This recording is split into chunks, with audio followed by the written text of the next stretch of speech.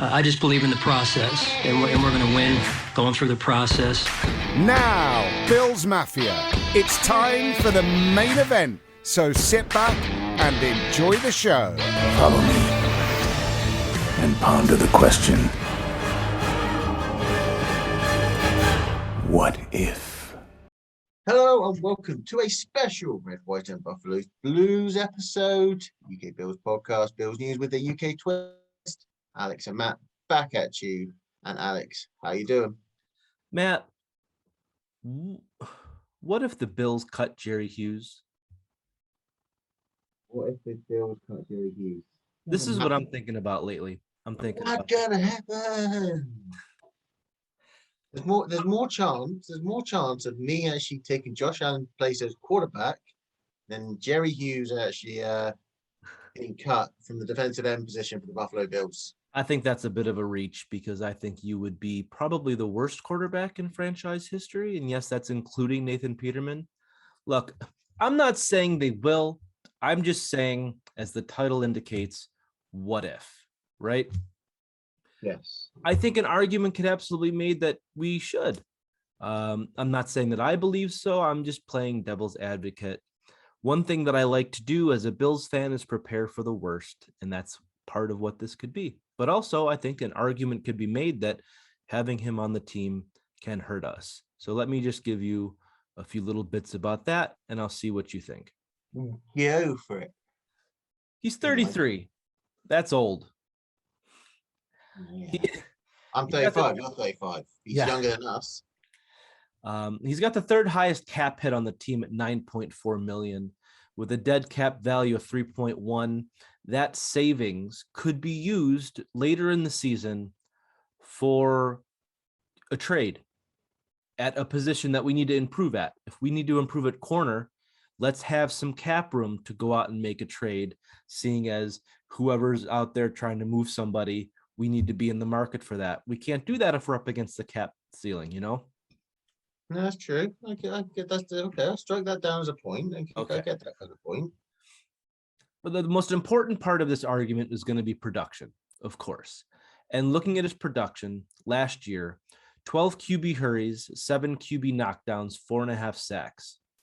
In limited pass coverage, I mean, this isn't his forte, obviously, but in limited pass coverage, he allows a 66.7% completion percentage.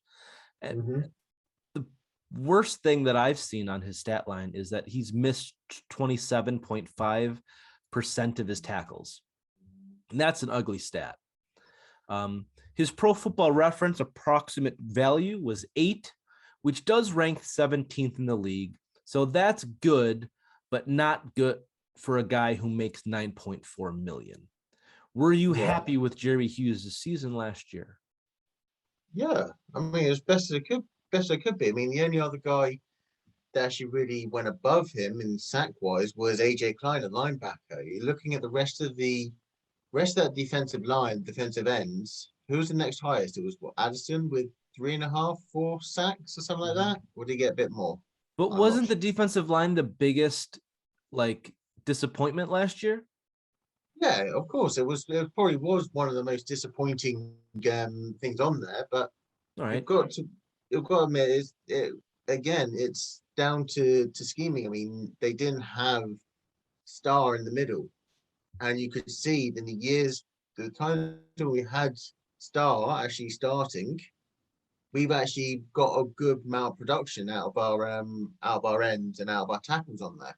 Last year, when we had to rotate Harrison Phillips, Quinton Jefferson, or Harrison Phillips when he was actually before he was injured, Ed Oliver, Justin Zimmer, Vernon Butler, all those, you didn't have that solid play that Star would actually get. So there was the opportunity, the opposition, the offensive coordinator game plan around that, and actually attack the weakness, which would mean we wouldn't get that much production out of either the defensive ends. All right. So your argument is that another old player is going to help this old player play better. Specialist. Okay. Specialist. Because don't get me wrong, Harrison Phillips probably could do the job there. Vernon Butler could do the job there. but it's what I don't think Von Star Miller actually can. was brought in, was drafted No, for by Carolina and all right. that. Yeah, no, Uh, good point there. But I think that uh, at the essence of what the NFL is, it's player versus player. And I think Hughes is falling off in that sense. Last year, his 11 QB hits rank him 81st in the league among all defensive players. His 25 QB pressures was 46th, but his missed tackle percentage, like I said earlier, was second worst in the league. Okay. Yeah, I'll give you stats on that. I mean, Mario If you're going to give me Addison. fancy stats, I have more for you. Give me Mario Addison All stats. right. Because that's going to say, if you're going to say cut Jerry Hughes, why are we not? Why I'm going to flip it around. Why would we not cut Mario Addison, excluding the cap hit and all that for the moment? Why would we not cut Addison over Hughes if you think it's going to be Hughes the one that would potentially go? Because that's absolutely probably what we're going to do, but this is a much more interesting topic. The narrative for the longest time has been, before, when everybody thought that we were just going to cut Addison's, like the Bills should also cut Hughes and then draft defensive ends. So, but now the idea is that we have this loaded defensive line, and I think for me, it all comes down to money and effectiveness. In limited snaps, I think that Addison was slightly more effective last year, but fine. Let's make the title of the show: the Bills should cut Addison and Hughes, because my argument is players over 30 on the defensive line are not effective. Looking at defensive ends over the age of 30 on the stat of QB hits, which has only been recorded since 2006. Only 6 of the top 80 players were aged 33 or older. This position is a young man's game. I want to see nothing but Epinesa, Obata, Rousseau, and Basham getting reps at defensive end. And I think Hughes holds us back in that sense. Just looking at Hughes's 2020 season, to have him tie that, so to get 11 or more QB hits in their age 33 or older season, only 26 players since 2006 have been able to do so. You might think that doesn't sound too bad, but only 7 of them have scored an approximate value of 8 or higher, which is what Hughes was last year based off Pro Football References approximate value scoring. So players at that age can get to the quarterback, but in almost every other aspect of the game, they hurt their team. I mean, we're talking about, are those QB hits even quality QB hits, or is it fourth, up by 20, fourth quarter, just getting to the quarterback because they're throwing so often, Yeah, no, I get that. I mean, you put in this situation, you're going to the AFC Championship game. You're facing the Chiefs again. You've got Pat Mahomes who can do what it is. You've got 2, let's call them green. I won't call them raw. Call them green, untested in that pressure environment. Do you see the benefit of having Russo and Epinesa on the edges against probably a very experienced O-line and a good quarterback in Mahomes? Do you see them being more effective than having, say, Hughes on one side and Russo on the other, a blend of power and experience that actually mesh and work well together? You're talking about a 33-year-old player for the first time playing an extra game this season, and then 2 more playoff games, and you want to tell me that he could possibly be effective? If with rotation, yeah. I mean, let's go back. You said obviously we would save 3.4 million on the cap. Yeah. He's a free agent. No, he was a 3.1 dead cap hit. He's Okay. 9.4 million salary. So it's going to be about six and a half Okay. savings. Yeah, so I give that. You got a savings on there, which is going to help the team. You also think that he is a free agent at the end of next year. Why don't you just get that 1 year extra production out, and then at the end of the season say, "Thank you very much, Jerry. You've served us well. 8 years or so with us. We're going to let you go," and then do it then. So you still got his presence. He's got his veteran leadership, which Sean McDermott loves. Yeah. in his he likes to have a veteran presence in every single department. You keep Jerry Hughes for the year, rotate him in and out. So you're giving these youngsters like Rousseau, like Basham, like Epinesa, a chance to grow and develop rather than just chucking them straight into Lions Den.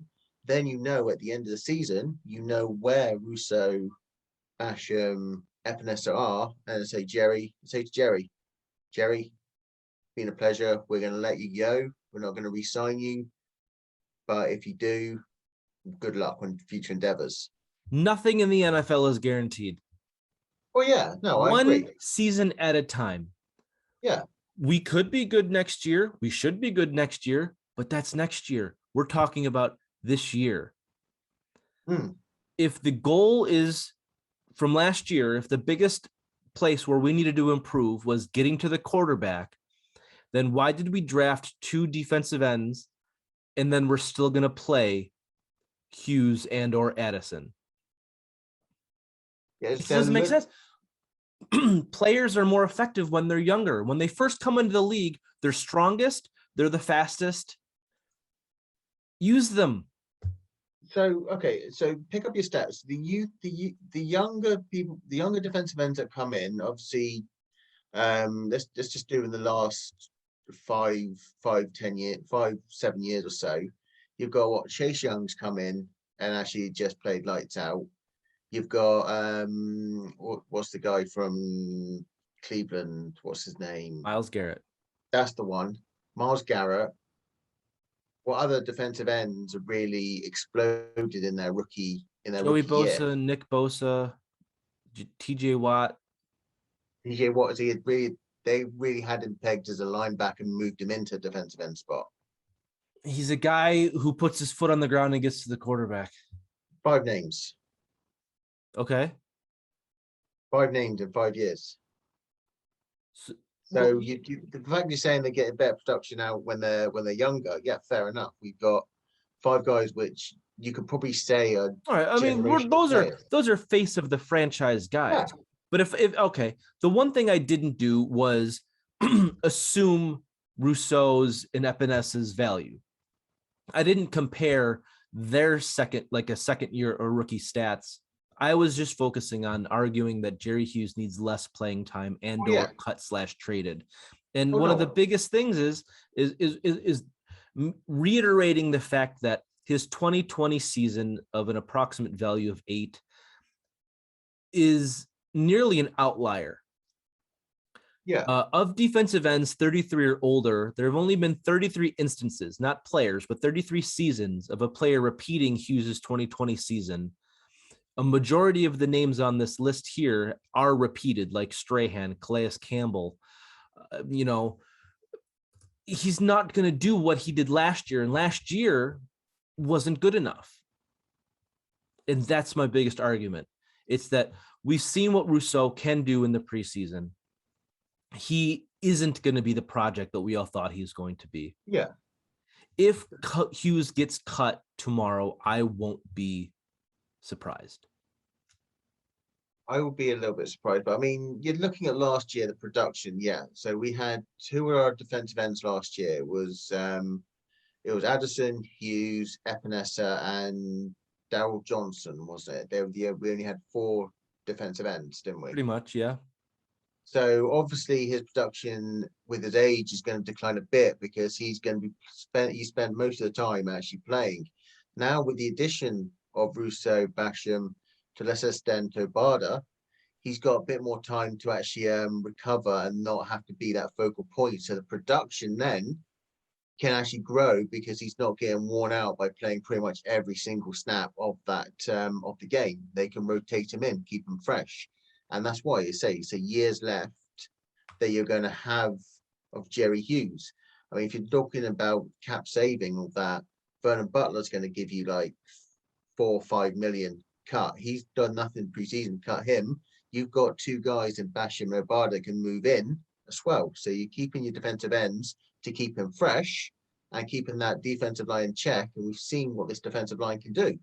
Obviously, Jerry Hughes has been ill and injured for pretty much the preseason. That'd probably be one thing that goes against him. He may not be as fresh, as sharp, straight on. This is why we got these youngsters in, because Brandon Bean loves to build for the future. You get those building blocks in now, get them learning behind the veterans of Addison and Hughes, and we see how it goes from there. I say, there's not always you always want to learn from the best players, and if you cut your best players, and you're going to have to rely on Rousseau and Epinesa to then straight away pick up what Jerry Hughes produced, it may get a little disappointing to start with because they're still not used to having that full-time starter, especially for Rousseau. I say he's proved me wrong. I've put my hands up to say he's proved me wrong with what he's done. Now he's saying he's a one-year wonder and all that. But to cut Hughes and say Rousseau, you may have only had 1 year of college 2 years ago. You may have only had 1 year experience at defensive end in there. We want you to go out there and be Jerry Hughes. We'll be putting too much weight on his shoulder, which could affect his performance. But having Jerry Hughes there and then saying to Rousseau, yes, we want, excuse me, we want you to be like Jerry Hughes, learn from him from this year, take what you can, show us what you got, and then from next year, Hughes, you're out of contract. We save money on the cap there by not sending him. I will bet you that Gregory Rousseau equals Jerry Hughes' stat line from last year. I would not disagree with that. I think he can. And what do we need Jerry Hughes for? For more pressure. So more and more we can get this defensive line. It's all about the defensive line pressure. If we can get that pressure, we can actually. I believe we can get that pressure without him, and we save that money, and we go get a better CB2 or even a better CB3 because that's our position of weakness now. And that's what I say. You can cut Butler for. I know. Look, you're right. I can't argue. I can't argue against that. If we cut Addison and or Butler, then we have the money that I want. I just don't want a coaching staff with the possibility of loving Hughes so much that he's getting reps ahead of other guys, even if he's being, inconsistent or if it's not working. Will they take him out? I think they will. I think I think what we've seen and what we know that McDermott and Fraser want to do, they want to keep that defensive line fresh. So I have no hesitation if we kept Hughes for the season that they're going to say, Hughes, right, we're going to get you to sit out a couple of these plays and keep him fresh, bring him back in on certain situations. Because I mean, you've got what we'll probably take about 5, 6 maybe defensive ends in there. You've got a load of different packages that you can play, and Hughes will be valuable on one of those on one of those plays. So you've got coaching staff who are not afraid, and we've seen that. It's not afraid to make decisions. So it could be a case he could be cut, but I can see them actually using that final year to get him to wind down and actually gradually build up Rousseau, Basham, and Epinesa to eventually take that spot. I don't say this lightly or often, but I think I'll agree with you.